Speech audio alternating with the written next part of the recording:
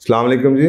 मैंने एक प्रोग्राम में मोहब्बत की 4 बदलती हुई शक्लों का जिक्र किया था और आज इस प्रोग्राम में मैं मोहब्बत की 4 सीढ़ियों का जिक्र करता हूँ, क्योंकि वो जो थ्योरी है उसमें मोहब्बत की 4 शक्लें हैं और वो 4 शक्लें 4 सीढ़ियों के साथ जुड़ी हुई हैं। जैसे जैसे मैंने उसमें ये जिक्र किया था कि इंसान ग्रो करता है, जब आप शादी होती है तब आप दोनों पार्टनर्स ने ग्रो करना है, तो वो जो बाकी जो दूसरी और तीसरी और चौथी जो उसकी शक्ल है वो उस ग्रोथ के साथ वाबस्ता है। यानी कि अगर आप ग्रो नहीं करते तो आप उसी स्टेज पे खड़े रहेंगे। तो ये जो पहले मैंने उसमें प्रोग्राम में जो आपको 4 बताई थी वो प्रोग्राम ज़रूर सुनिएगा। तो पहली जो स्टेज है, जो सीढ़ी है, आप समझ लीजिए मोहब्बत की, वो स्टिमुलस की स्टेज, अंग्रेजी में से स्टिमुलस कहते हैं या उर्दू में आप उसका तर्जमा करें भी तो क्या, इश्ताल, यानी कि आप कहते हैं ना कि बस आपका दिल आ गया किसी पे, और उसके पीछे एक इंसानी जज्बा तो है लेकिन एक हैवानी जज्बा भी हो सकता है, शहवत जिसे आप कहते हैं। आपको कोई शख्स पसंद आ गया और आपको इसके बारे में शायद पता भी ना हो, तो जिसको हमने पहली शक्ल को पैशन का नाम दिया था पिछले एक प्रोग्राम में। तो वो पैशन या जुनून जौन सा है वो किस बेस पे आता है, वो बेसिकली स्टिमुलस की स्टेज, और ये जानवरों में भी होती है।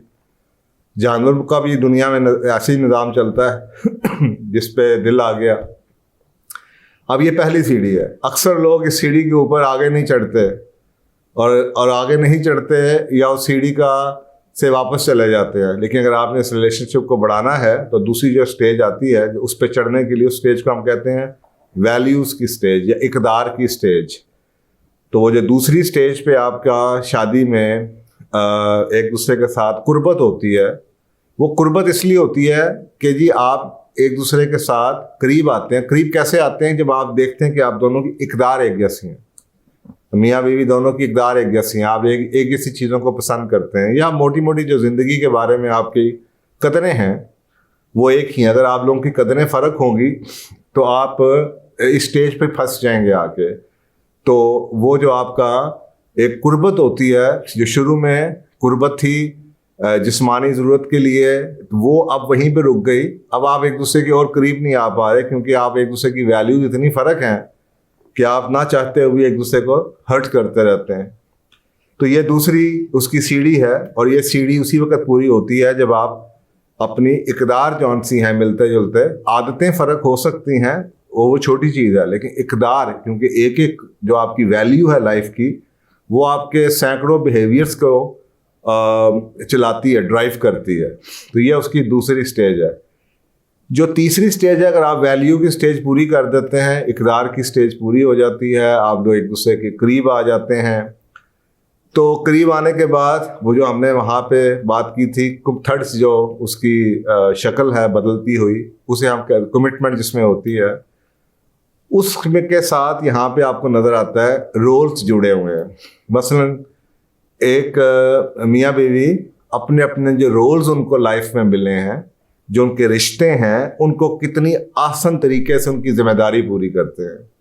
मसलन एक बीवी है आपकी, वो पहले तो आपकी बीवी थी, उसके बाद वो माँ भी बन चुकी है, वो एक बहू भी है, वो हमसाई भी है, वो जनाब किसी की बहन भी है। तो ये सारे जो उसको रोल मिले हैं, अगर फ़र्ज़ करें एक बीवी आपको बहुत अच्छी लगती थी, लेकिन आपको लगता है कि ये एज अ माँ फेल हो गई है, इसको बच्चों से प्यार ही नहीं है, तो ये जिम्मेदारी पूरा नहीं करती, या एज अ गर्लफ्रेंड तो अच्छी थी लेकिन एज अ बीवी भी वो अपनी जिम्मेदारी पूरी नहीं कर पा रही, आपके घर का ख्याल नहीं कर पा रही, आपका ख्याल नहीं कर पा रही।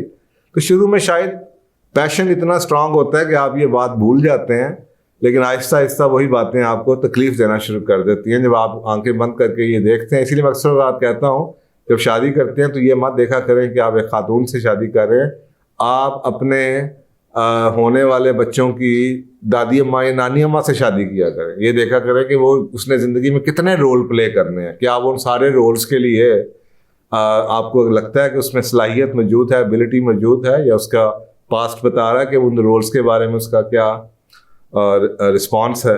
तो ये थर्ड स्टेज आएगी, और ये उसी वक्त आती है कमिटमेंट, जबकि आप अपनी जिम्मेदारियां जो जो आपको दी जाती हैं वो जिम्मेदारियां पूरी हो जाती हैं। आदमी की अपनी जिम्मेदारी है। अगर एक आदमी का काम है कमा के लाना और वो कमाता ही नहीं है और बीवी को तंग रखता है और वो सेट ही नहीं हो पाता, तो साफ ज़रा है कि जो बीवी की तरफ से भी कमिटमेंट जो होगी वो नहीं होगी। इसी तरीके से अगर आदमी घर में आ रहा है, अपनी जिम्मेदारियां पूरी कर रहा है और बीवी अपनी जिम्मेदारी पूरी नहीं कर रही, या माँ होने के नाते या खामन बीवी होने के नाते, तो वो कमिटमेंट की स्टेज जो सी है समझ लें वहीं पे शादी रुक जाएगी और वो कमिटमेंट बस गुजारे की चलेगी। वो शादी में अपनी विल के साथ जो कमिटमेंट होती है वो नहीं होगी।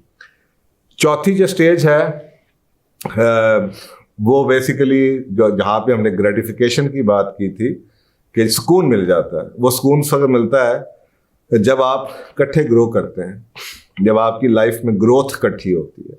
देखें 20 साल की उम्र में शादी हो गई, अब मियाँ बीवी 2 घरों से आते हैं। अब ये तो नहीं हो सकता क्योंकि इंसान बजाते खुद स्टैटिक तो है नहीं, ऑर्गेनिक बीइंग है, उसने ग्रो करना ही करना है।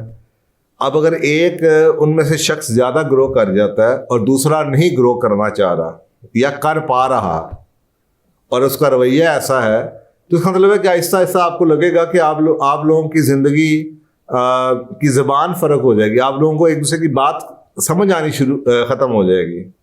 जो आपकी पर्सनल ग्रोथ की बात कर रहा हूँ मैं, साइज की ग्रोथ या फिजिकल ग्रोथ की बात नहीं कर रहा। ग्रोथ होता है ना कि आदमी फिजिकली ग्रो कर रहा है, इमोशनली स्ट्रांग हो रहा है, मेंटली स्ट्रांग हो रहा है, दोनों एक चीज़ें सीख रहे हैं, दोनों की ज़िंदगी के बारे में व्यूज़ बदल रहे हैं, दोनों की आखिरत के बारे में व्यूज़ बदल रहे हैं, दोनों के ज़िंदगी के मायने के बारे में व्यूज़ चेंज हो रहे हैं, दोनों एक जैसे प्रोग्राम्स देख रहे हैं। अब आप देखें एक आदमी घर में जनाब मसाला लेके बैठा रहे या इस्लामी प्रोग्राम लगा के बैठ जाए, दूसरा पार्टनर जो था वो जनाब डांस पार्टी में जा रहा हो, तो शादी कितनी देर तक चलेगी?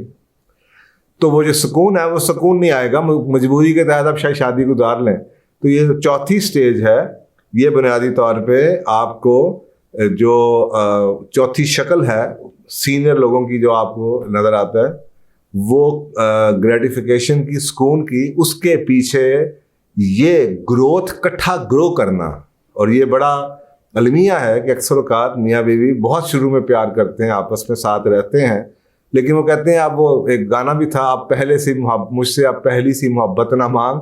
तो मैं क्योंकि बिहेवियर का बंदा, साइकोलॉजी का बंदा, तो मैं कोई गाना ऐसा मेरे कहीं से मुझे याद आ जाए या कोई सुना दे या कोई बात कर दे, तो मैं उसको साइकोलॉजिकली एनालाइज करना शुरू कर देता हूँ। तो उसमें भी एक आम आदमी के लिए तो वो गाना होगा, लेकिन मुझसे पहली सी मोहब्बत ना मांग, वो खुद बताते खुद एक इशारा, पता नहीं वो लिखने वाले को पता भी था ये बात कि नहीं, लेकिन मुझे एज अ साइकोलॉजिस्ट ये नज़र आया कि मोहब्बत भी उम्र के साथ यही इशारा हो रहा है कि ये पहली वाली मोहब्बत है ना। 15 साल की मोहब्बत और है, 20 की और है, 25 की और है, 30 की और है, 40 की और है, 50 की और ये मैं आपको स्टेजेस बता रहा हूँ। तो मोहब्बत को भी कंटिन्यूसली नर्चर किया जाता है और नर्चर करने के तरीके मैंने आपको बता दिए हैं कि मोहब्बत भी कंटिन्यूसली नर्चर की जाती है और उसके लिए आपको ये सारी की सारी जो स्टेजेस हैं ये पूरी करते रहें, तो फिर कहीं जाके चौथी स्टेज पे आप कह सकते हैं कि मेरी शादी जो सी है मुझे बहुत सुकून और राहत अल्हम्दुलिल्लाह हम दोनों को मिला। तो उसमें पहली स्टेज जिसको आप स्टिमुलस स्टेज कहते हैं वो भी पूरी कर दी। फिर वैल्यूज़ की स्टेज भी आप लोग साथ, आपकी वैल्यूज़ भी एक जैसी हो गई।